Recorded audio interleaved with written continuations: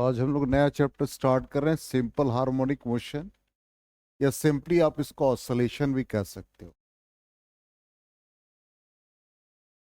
सबसे पहले इसमें कुछ फंडामेंटल टर्मिनोलॉजी सीखेंगे।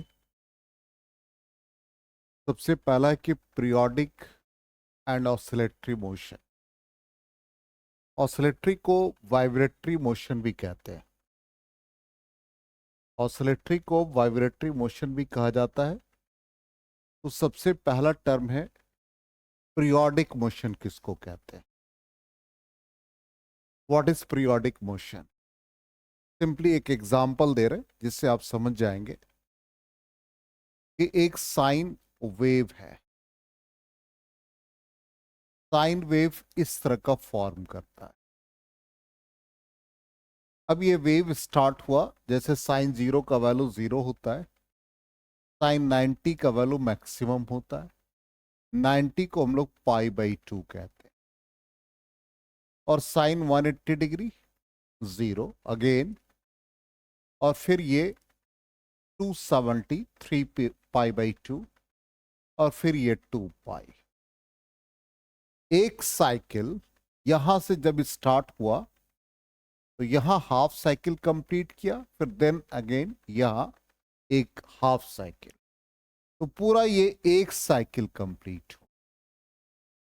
इसका मतलब यहां पर इस वेव ने एक कंप्लीट साइकिल रिपीट किया। कहने का मतलब जितना एक 2π एंगल फॉर्म कर रहा है, तो फिर नेक्स्ट पार्ट में भी ये 2π फॉर्म करेगा।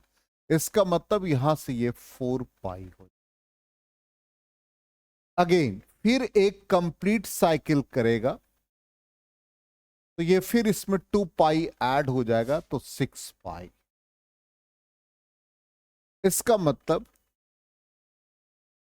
इस साइन वेव ने हर एक कंप्लीट ऑसिलेशन के लिए जो एंगल फॉर्म किया वो 2π, और ये पूरा टाइम जो लगा उसको t कहते हैं।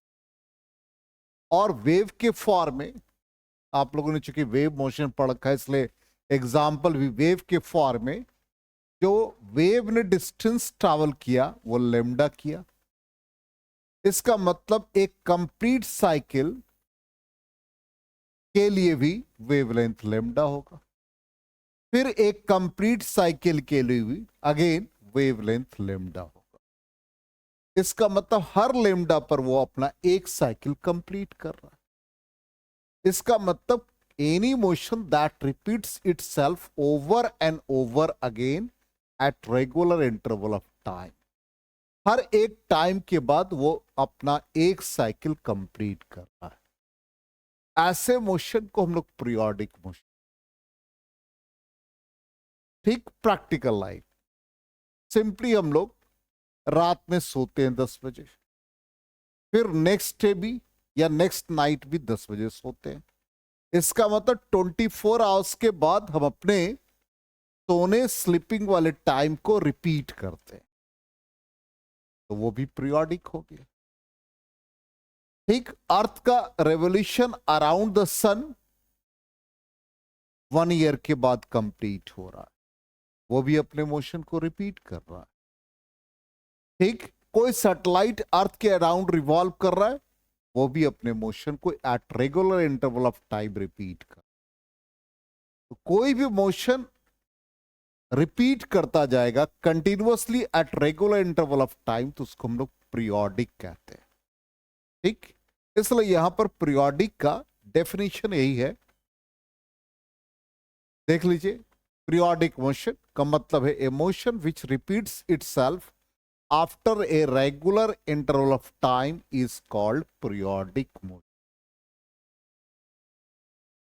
क्लियर? इसको नोट डाउन करेंगे। A motion which repeats itself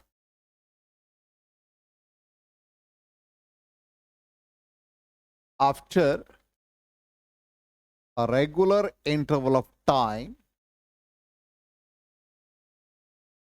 is called periodic motion.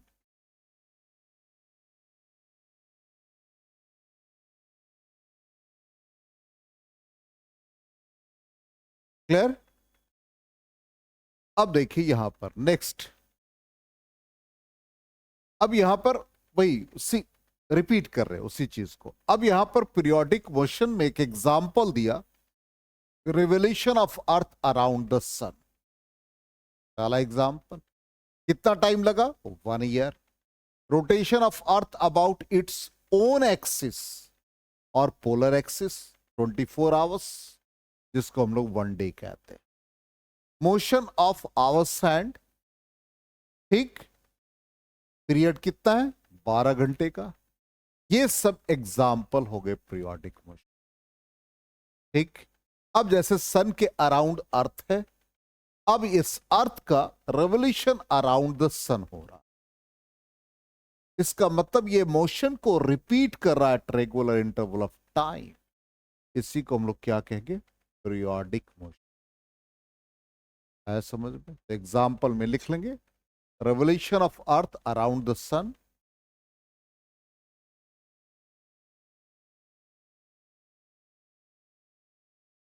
Rotation of earth about its own axis और पोलर एक्सिस, जो भी लिखना चाहे।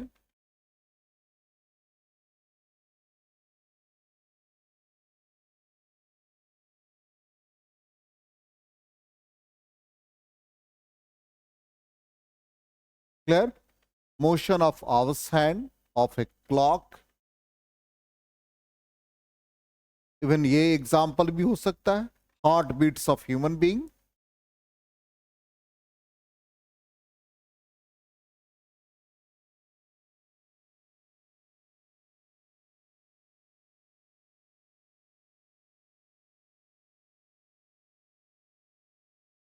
क्लियर? आगे बढ़े। अब नेक्स्ट आते हैं, अब ऑसिलेटरी और वाइब्रेटरी मोशन। कहता है एक ऐसा मोशन जिसमें body to and fro, back and forth, ऊपर नीचे आगे पीछे, और एक पर्टिकुलर पॉइंट के अबाउट वो डेफिनेट इंटरवल ऑफ टाइम में रिपीट कर रहा है। इसको हम लोग कहते हैं ऑसिलेटरी मोशन, ठीक। अब यहां ध्यान दीजिएगा, बहुत सिंपल एग्जांपल देते हैं जो कि हम लोग प्रैक्टिकल लाइफ में ऑब्जर्व भी करते हैं। ये मान लो कि एक स्ट्रिंग है और इससे एक बॉब, या सिंपल आप एक एग्जांपल ले लो, वॉल क्लॉक। इसका ये पेंडुलम है, ये पेंडुलम, ये जहां पर ये स्टैटिक है, मान लो उस वॉल क्लॉक का बैटरी या सेल आपने निकाल दिया, वो डेड है, तो वो पेंडुलम यहां पर होगा। ये इसका इक्विलिब्रियम पोजीशन या मीन पोजीशन कहलाता है। इक्विलिब्रियम और मीन पोजीशन। अब जैसे मान लो आपने स्विच ऑन किया, ये सेल डाल दिया, तो ये पेंडुलम का बॉब यहां चलाएगा,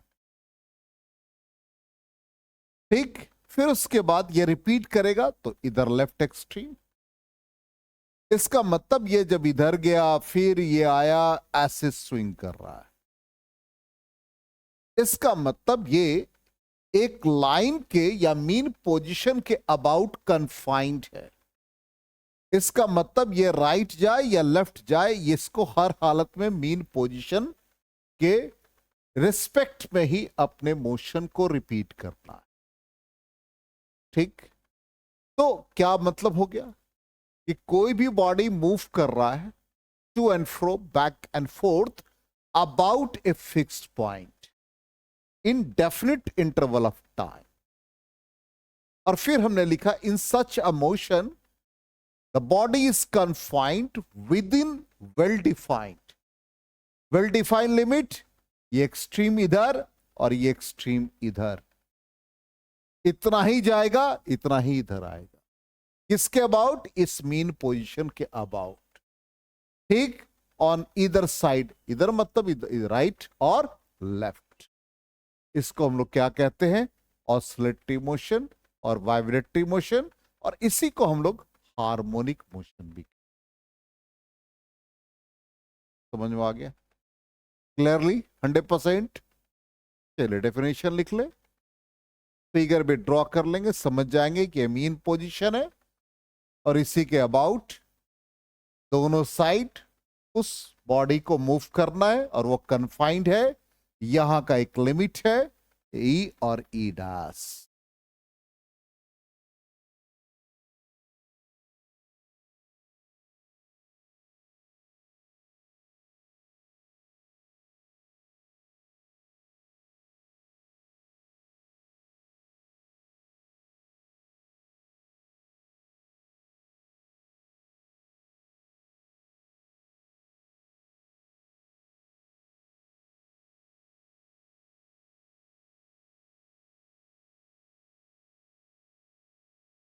हो गया?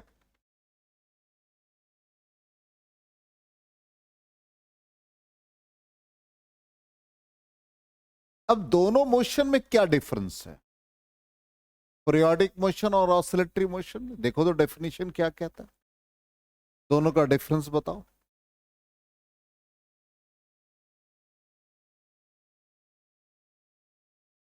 लिमिट फिक्स है, बिल्कुल सही। हाँ, दोनों में टाइम इंटरवल है, लेकिन ऑसिलेटरी में अबाउट ए फिक्स पॉइंट। इसका मतलब हर कंडीशन में वो मीन पोजीशन के अबाउट ही कन्फाइंड होगा। ठीक, तो वो क्या हो गया, ऑसिलेटरी होगा, और उसमें मीन पोजीशन नहीं है पीरियोडिक मोशन में, वो सिर्फ क्या कर रहा है, रिपीट कर रहा है अपने मोशन को। दोनों में डिफरेंस यही है। तो क्या revolution of earth around the sun oscillatory होगा? नहीं होगा। क्यों? कि वे कन्फाइंड नहीं है within a well defined limit on either sides of mean position. बिल्कुल सही जवाब है। इसका मतलब जितने ऑसिलेटरी मोशन वो पीरियोडिक हो सकते हैं, but all periodic motion need not be oscillatory. जितने ऑसिलेटरी हैं वो पीरियोडिक हो जाएंगे, लेकिन सारे पीरियोडिक ऑसिलेटरी नहीं हो सकते। क्लियर? आगे बढ़े तो यहां पर इसके कितने एग्जाम्पल्स हो सकते हैं वो सब भी हम लोग देख लेते हैं। नोट कर लिया?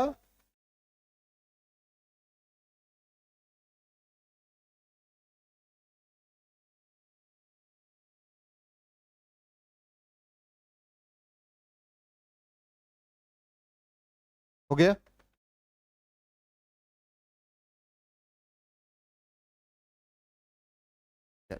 एग्जाम्पल सब देखते हैं। Motion of the pendulum of a wall clock, ये एग्जाम्पल लिखा। ठीक, the motion of a load attached to a spring when it is pulled and then released. चलो आ जाओ,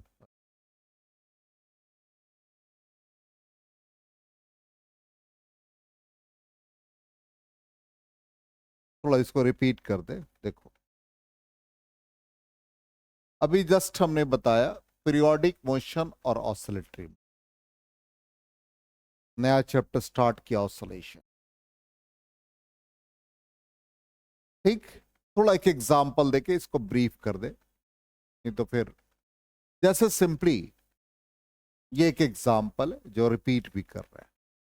कहता है एक ऐसा मोशन जो एक रेगुलर इंटरवल ऑफ टाइम के बाद रिपीट कर रहा है, जैसे अर्थ का रिवोल्यूशन अराउंड द सन हो रहा।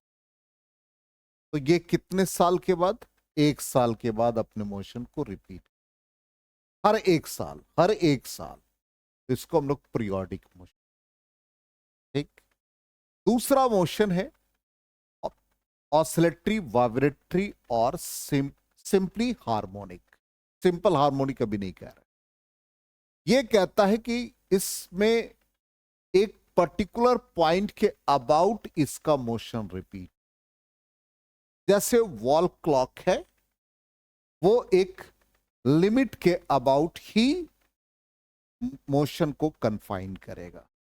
मान लो पेंडुलम बिल्कुल इस पोजीशन पर है और ये इधर राइट साइड या लेफ्ट साइड जाएगा, तो हर हालत में वो मीन पोजीशन के अबाउट ही मूव करे। मान लो हम क्लास में हर 1 मिनट के बाद रिपीट कर रहे हैं, एक सर्कुलर पाथवे इधर जा रहे हैं, इस रो में उस रो में, हर 1 मिनट के बाद रिपीट कर रहे हैं, वो पीरियोडिक। और लेकिन मान लो हम यहां से रौनक के पास गए, रौनक धमकी दिया, फिर वापस आ गए, फिर हमने उसको धमकी दिया, उसके पास चले गए, तो ये क्या हुआ? एक लिमिट कन्फाइंड हो, आगे पीछे। एक आदमी स्विमिंग करते हुए इस एंड से उस एंड जाए, फिर उस एंड से इस एंड कंटिन्यूअसली। इसका मतलब मान लो जहां रिवर है उसका एक पॉइंट होगा, उसके अबाउट आगे पीछे मूव कर रहा है, उसको हम लोग कहते हैं ऑसिलेटरी वाइब्रेटरी। ठीक, इसी का पहला एग्जाम्पल है motion of the pendulum of a wall clock. दूसरा example motion of a load attached to a spring. ठीक, इसको अभी लिखने की जरूरत, पहले इसको समझो। जब उसको पुल कर रहे हैं, रिलीज कर रहे हैं। ठीक, तीसरा example motion of liquid content in YouTube. YouTube मतलब यू शेप का ट्यूब है, उसमें लिक्विड का ऐसे ऊपर जाना, ऐसे आना। इसी तरह से मान लो एक वुड हो, एक सिलिंड्रिकल सरफेस हो, या एक कॉर्क हो, उसको लिक्विड में ड्रॉप करो, डिप करो, रिलीज करो, डिप करो, रिलीज करो, वो भी हार्मोनिक हो जाए। ठीक, तो यहां पर एग्जांपल्स ऑफ ऑसिलेशन। पहला एग्जांपल ही वॉल क्लॉक। तो वॉल क्लॉक जैसे ही स्विच ऑन करेंगे तो पेंडुलम क्लॉक कहते, स्विच ऑन किया तो ये स्विंग कर, ठीक, आगे पीछे स्विंग कर रहा है। तो ये इस कंडीशन में पेंडुलम क्लॉक अपने मोशन को रिपीट कर रहा है। ठीक है, यहां से देख सकते हैं आप टाइम, तो रौनक जी। ठीक, अब दूसरा एग्जांपल, तो इसको हम लोग ऑसिलेटरी मोशन कहें। नेक्स्ट एग्जांपल, जैसे ये लिक्विड है इसमें, और ये इधर से डिप्रेस करेंगे, इधर राइज करेगा, इधर से डिप्रेस करेंगे, राइज करेगा, तो एक कंटिन्यूअस क्या हुआ, एक कन्फाइंड लिमिट में इसका मोशन हो रहा है। ठीक, इसी तरह से यहां पर एक वुड है, फ्लोट कर रहा है, डिप किया, रिलीज किया, डिप किया, रिलीज। ठीक, दूसरा हमने एक एग्जांपल दिया कि जैसे ये इस स्प्रिंग से अटैच मास है, इसको हमने लोड अटैच किया, ये पुल होगा, फिर रिलीज करेंगे, ये कंटिन्यूअस क्या होगा, एक कन्फाइंड लिमिट, या कह सकते हैं एक मीन पोजीशन के अबाउट मूव करता जाए।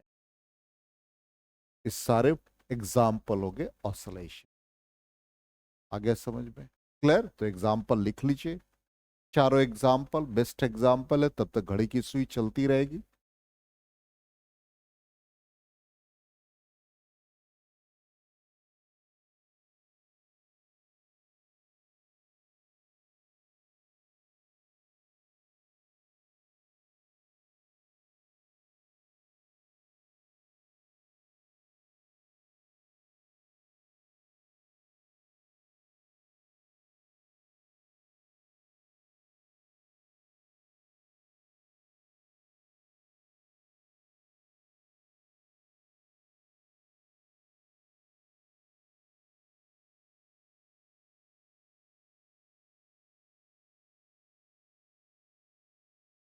हो गया, चारों एग्जाम्पल लिख लिया।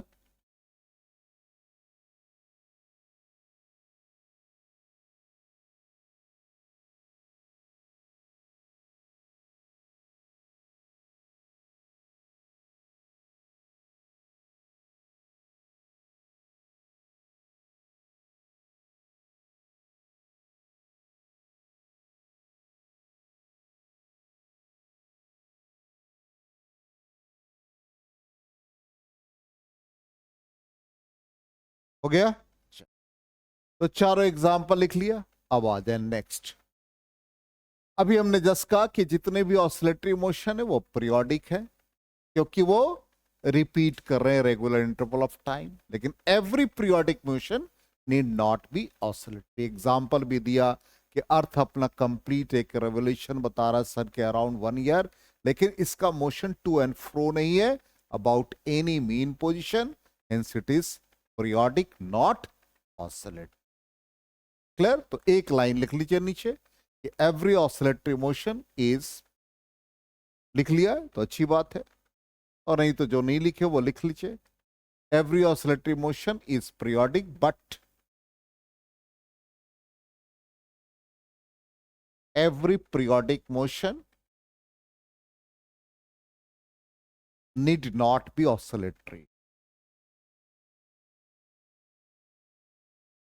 For example, वही दे दीजिए, motion of earth around the sun, और ऑलरेडी समझ चुके हैं इसलिए कोई दिक्कत ही नहीं है।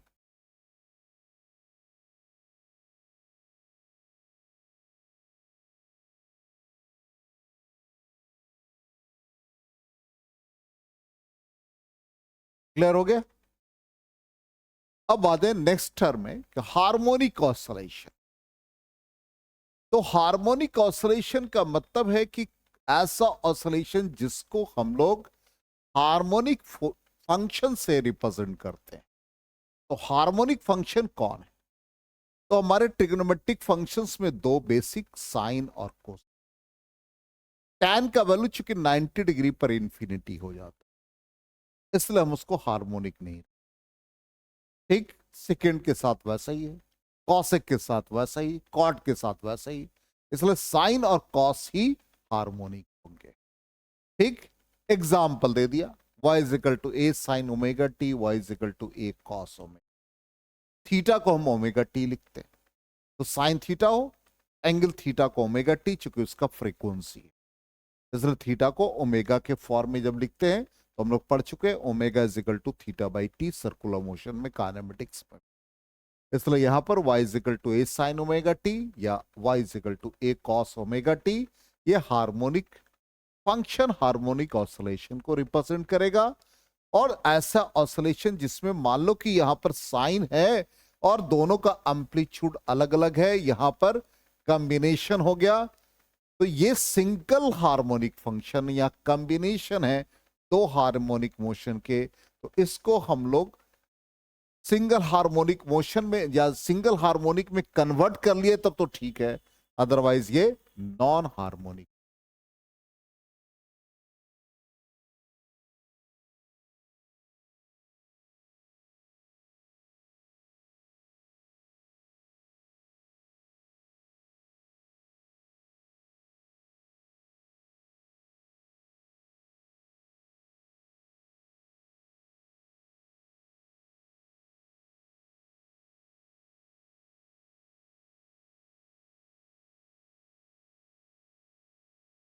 कहीं डाउट हो तो पूछो,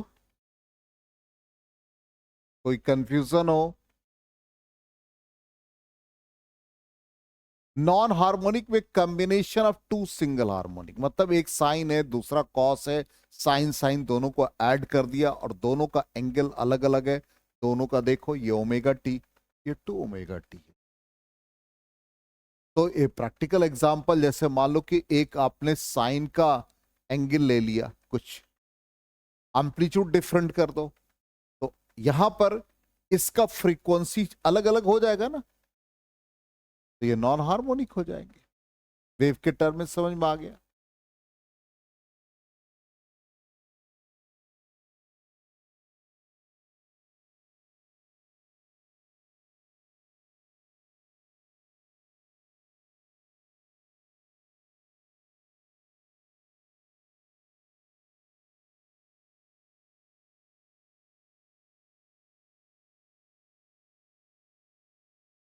हो गया?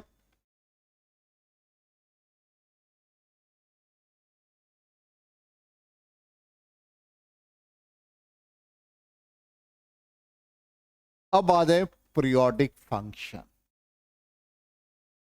Any function that repeats itself at regular interval of its argument का मतलब एंगल, जैसे साइन एक्स एक्स आर्गुमेंट कहलाएगा, साइन थीटा थीटा आर्गुमेंट कहलाएगा, omega T sign omega T तो ओमेगा टी आर्गुमेंट, इसको हम पीरियोडिक फंक्शन कहते हैं। ये थोड़ा मैथमेटिक्स है, बायो वाले को थोड़ी दिक्कत होगी, लेकिन इसको आप समझ जाओगे तो इसमें पीरियड निकालना बहुत आसान होगा। नीट में एक क्वेश्चन रहता है पीरियड निकालने के लिए, ये 21 से आपका नीट का क्वेश्चन का स्टैंडर्ड जेई मेंस के लेवल का हो गया, इस चीज का ध्यान रखेगा। अब यहां पर कहता है, ध्यान से सुनिएगा और हम ग्राफिकली कोशिश करते हैं आपको समझाने का, और बहुत इजी कॉन्सेप्ट है, इसको आप समझ जाएंगे तो पीरियड निकालने में आपको आसानी हो। हम बिल्कुल इतना दिमाग में तो रख सकते कि साइन वेव, और ये हमारा एंगल 0, ये पाई, ये 2 पाई, और ये हमारा टोटल एक टाइम है टी। हम लोग मैथमेटिकली जब लिखते हैं तो साइन, ये तो सबने पढ़ा है कि 2 pi plus theta sine theta हो जाता है, इसलिए कि 2 पाई रोटेशन के बाद वो कंप्लीट करता, मतलब अपने वेव नेचर को कंप्लीट करता, तो पीरियोडिक हो। इसका मतलब ये, यदि साइन हम टी लिख देते हैं या साइन ओमेगा टी लिख देते हैं, तो ये थीटा के टर्म में नहीं है, किसके टर्म में? टाइम के टर्म में। इसको हम फंक्शन लिख देते हैं, it is a function of T. अब हमने तो ये पढ़ा कि एक टी के बाद ये रिपीट करेगा, हर टी के बाद ये रिपीट करेगा, ध्यान देना, हर टी के बाद ये रिपीट करेगा। इसका मतलब यदि हम इसमें टी ऐड कर दे, ध्यान दो मेरी बात को, बिल्कुल ध्यान दो, ये हमने टी के फॉर्म में लिखा, यदि हम इसमें टी और ऐड कर दें तो टी उतना ही होना चाहिए। इसका मतलब यदि एफ टी प्लस टी करेंगे तो वो उतना ही होना चाहिए, तभी तो पता चलेगा कि ये पीरियोडिक है। इसका मतलब हम इसमें ध्यान देंगे, एफ टी प्लस टी लिखना चाहें साइन को, तो साइन क्या लिखना पड़ेगा हमको? टी प्लस टी लिखना। तो क्या ये साइन ओमेगा टी के बराबर होना चाहिए कि नहीं? बिल्कुल होना चाहिए, तभी तो मोशन को रिपीट करेगा। अब देखते होता है कि नहीं, चेक करते। साइन ओमेगा का फॉर्मूला क्या भाई?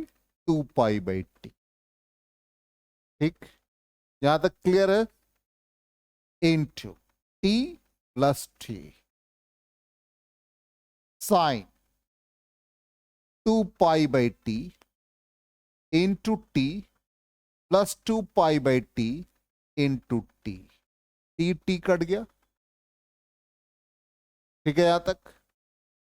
अब ये बताओ क्या बचा? 2 पाई और क्या बचा? 2 pi by T into T बचा। क्लियर? अब ये 2 पाई प्लस थीटा क्या होता है? Sine theta. यहां 2 पाई है और यहां थीटा की जगह पर क्या है? नहीं भाई, थीटा की जगह पर पूरा 2 pi by T into T है। इसका मतलब इसका वैल्यू कितना बन गया? ये 2 pi by T into T बना, और ये 2 पाई बाई टी क्या कहलाएगा? ओमेगा। तो साइन ओमेगा टी का वैल्यू किसके इक्वल है? एफ टी के इक्वल। इसका मतलब ये पीरियोडिक हो गए। तो ये मैथमेटिकली शो हो गया कि साइन भी पीरियोडिक है। आगे समझ में? क्लियर? 100%? चलिए नोट कर लीजिए इसको।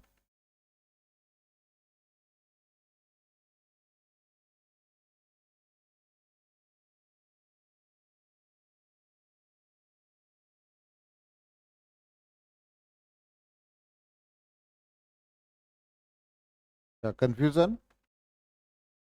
हाँ देख लो।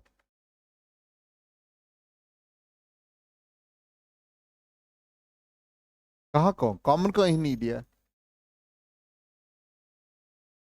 2 पाई बाई टी को ओमेगा लिखा है।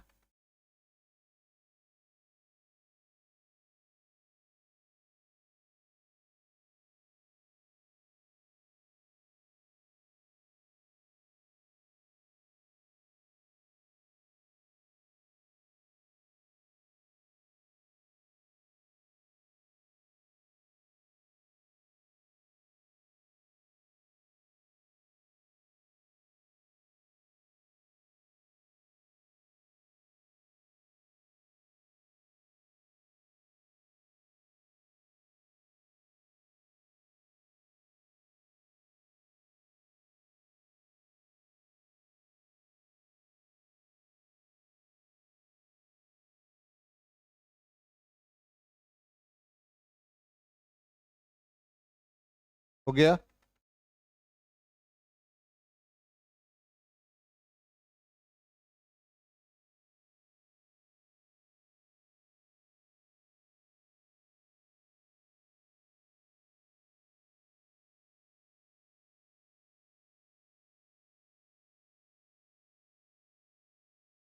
इरेज करें। बहुत इंपॉर्टेंट चैप्टर है, इसका 12th में सबसे ज्यादा यूज है। इरेज करें। देख लो एक बार, वही चीज हमने बताया, 2 pi plus theta sine theta. Cos भी वैसे ही पीरियोडिक है तो लिखेंगे। पीरियोडिसिटी को हम चेक कर रहे हैं, फंक्शन साइन ओमेगा टी, देखो एक्सपैंड किया, और ये 2 पाई/टी sine omega t f t के इक्वल। ठीक। अब यहां पर जैसे क्वेश्चन दे दे आपको कि find the period of sine omega T plus sign 2 omega. ठीक। अभी क्या कहा था आपको कि नॉन हार्मोनिक है मान लो, और यदि हम दोनों को ऐड करें तो क्या उसका पीरियड क्या आएगा, यही चेक करते हैं। दोनों का फ्रीक्वेंसी अलग अलग है। अब यहां पर बेस्ट मेथड है इसको समझने का कि साइन ओमेगा टी कितने पीरियड के बाद रिपीट कर रहा है, टी के बाद। इसका मतलब उसका पीरियड कितना है, कैपिटल टी। ठीक। जिसको हम लोग ओमेगा लिखते हैं, और इसका एक शॉर्टकट तरीका है पीरियड निकालने का। जो टाइम का कोफिशिएंट है वही उसका पीरियड होगा। तो टाइम का कोफिशिएंट क्या हुआ, ओमेगा। ठीक। तो ओमेगा ये इसका पीरियड हो गया। इसका मतलब इसको लिखेंगे जब भी तो ऐसे लिखते हैं। हम जब सॉल्व करेंगे पीरियड ऑफ स्कूल लेवल में यदि हमें क्वेश्चन दे दे तो साइन ओमेगा टी, तो 2 पाई के बाद रिपीट करता है। ठीक। और इसका कोफिशिएंट कितना है, ओमेगा। ये इसका पीरियड हो जो कि टी कहलाए। दूसरा फंक्शन कौन सा है, साइन 2 ओमेगा टी। इसका भी पीरियड निकालते हैं। तो period of sine 2 omega T, 2 पाई के बाद ही रिपीट कर रहा है साइन, और इसके टाइम के कोफिशिएंट से डिवाइड हो गया। अब इन दोनों का जीसीडी, ग्रेटेस्ट कॉमन डिवीजर, और या आप इसको हाईएस्ट कॉमन फैक्टर एचसीएफ कहते हैं। तो इन दोनों का एचसीएफ क्या होगा। कितना इजी क्वेश्चन पूछा।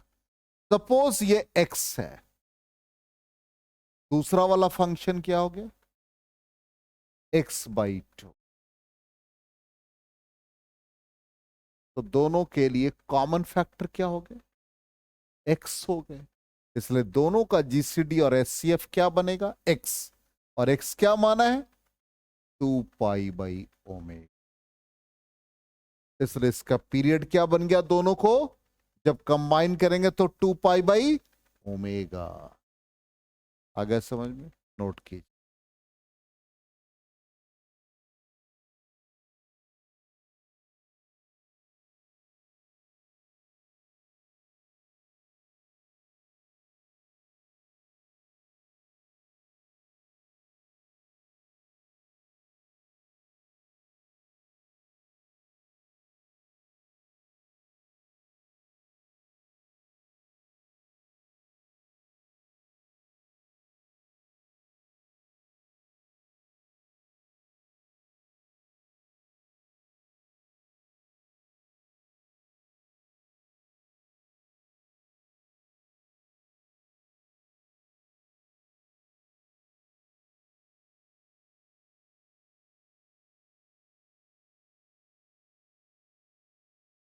हो गया।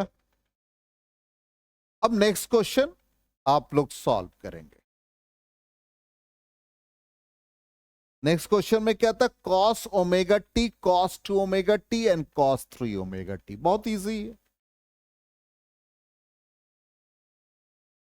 10 सेकेंड में हो जाएगा। तीनों का जीसीडी निकालो। पहले वाले का क्या हो गया पीरियड 2 पाई/ओमेगा, दूसरे वाले का 2 पाई/2 ओमेगा, तीसरे वाले का 2 पाई/3 ओमेगा। इसका मतलब 1/2 1/3 का GCD 1 या x कौन सा 2 पाई/ओमेगा।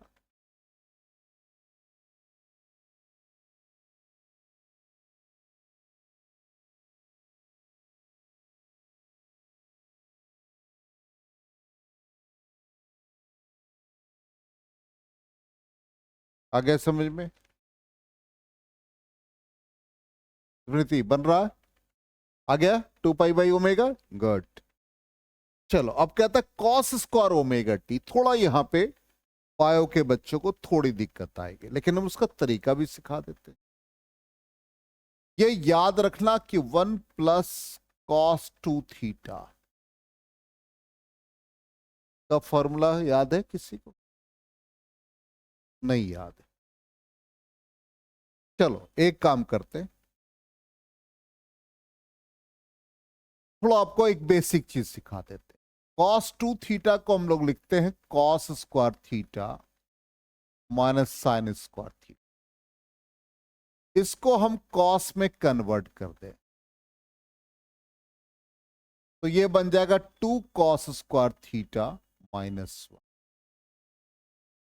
इसका मतलब 2 cos square theta is equal to 1 + cos 2 theta, याद रखो। इसी तरह से 2 sin स्क्वायर थीटा जब लिखोगे आप इसको तो ये 1 माइनस आ जाएगा। ये बहुत इंपॉर्टेंट रिलेशन आ रहा है। यहां देखो क्या है cos स्क्वायर ओमेगा टी।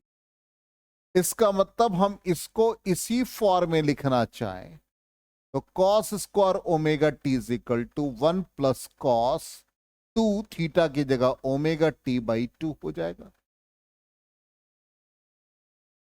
इस फॉर्मूला से देखो ना, cos स्क्वायर थीटा मतलब ω/t और 2 इधर का क्या हो गया डिवाइड हो गया। हमको न्यूमेरिकल वैल्यू से मतलब नहीं, हमको सिर्फ पीरियोडिक फंक्शन से मतलब है। तो इसमें कौन सा पीरियोडिक फंक्शन? हार्मोनिक। ये अब इसका पीरियड बताओ कितना हो जाएगा, जल्दी से बताओ। 2 पाई के बाद रिपीट करता और टाइम का कोफिशिएंट कितना आ गया? क्या आएगा बोलो? ये बाय मिस्टेक लिखा हुआ है, ये यहां पर एरर है, उसको हम रिमूव कर रहे हैं। क्या बन जाएगा ये 2 पाई/2 ओमेगा मीन्स π/ओमेगा। इसी तरह से आप बताओ साइन स्क्वायर का, जल्दी से बताओ साइन स्क्वायर को कैसे लिखोगे? 1 - cos 2 ω/t/2 होगा। इसका भी पीरियड कितना आ गया 2 पाई/2 ओमेगा π/ओमेगा।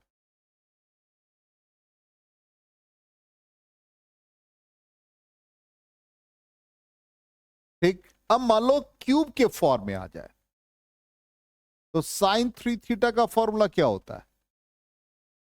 3 sin 3 -4 sin³ theta.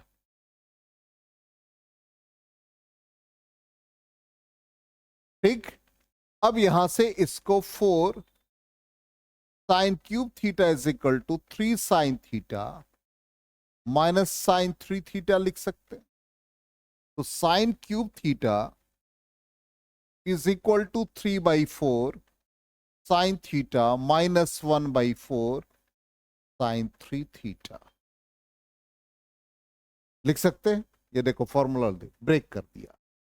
अब मान लो आपसे क्वेश्चन दे दे कि फाइंड द पीरियड ऑफ, ध्यान से, फाइंड द पीरियड ऑफ, जैसे यहां cos स्क्वायर ओमेगा टी है तो यहां क्या दे देगा sin³ ओमेगा टी।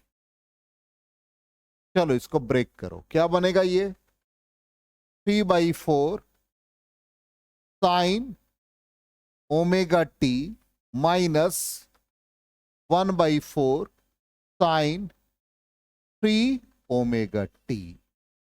इसका पीरियड क्या बन गया 2 पाई/ओमेगा। इसका पीरियड क्या बन गया 2 पाई/3 ओमेगा। अब दोनों का जीसीडी बताओ क्या आ गया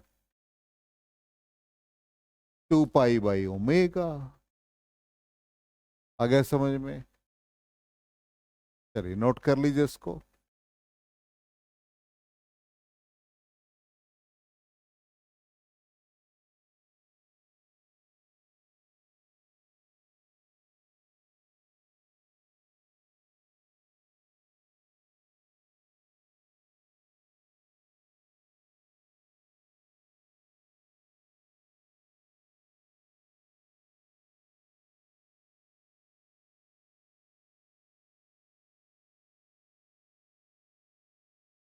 हो गया? आ रहा समझ में? इरेज करें।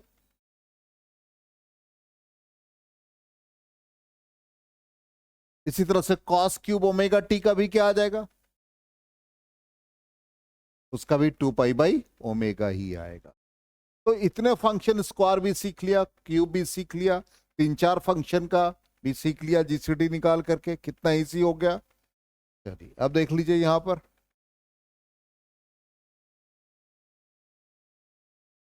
ऑप्शन में क्या भाई, sin²ω t। ये भी एरर है, इसको भी रिमूव कर दिया। वो इसका ठीक है, क्यूब का ठीक है, और कॉस का भी 2π/ω। तो इसको आप लिखेंगे π/ω और इसका π/ω। ठीक है ना? वो कट एंड पेस्ट के चक्कर में सब एक ही वैल्यू लिखा गया। तो यहां तक आ गया समझ में पीरियड निकालने का। ठीक, तो इसको थोड़ा रिपीट करके आएंगे, मतलब पढ़ के आइएगा कल, तो कल सिंपल हार्मोनिक मोशन स्टार्ट कर।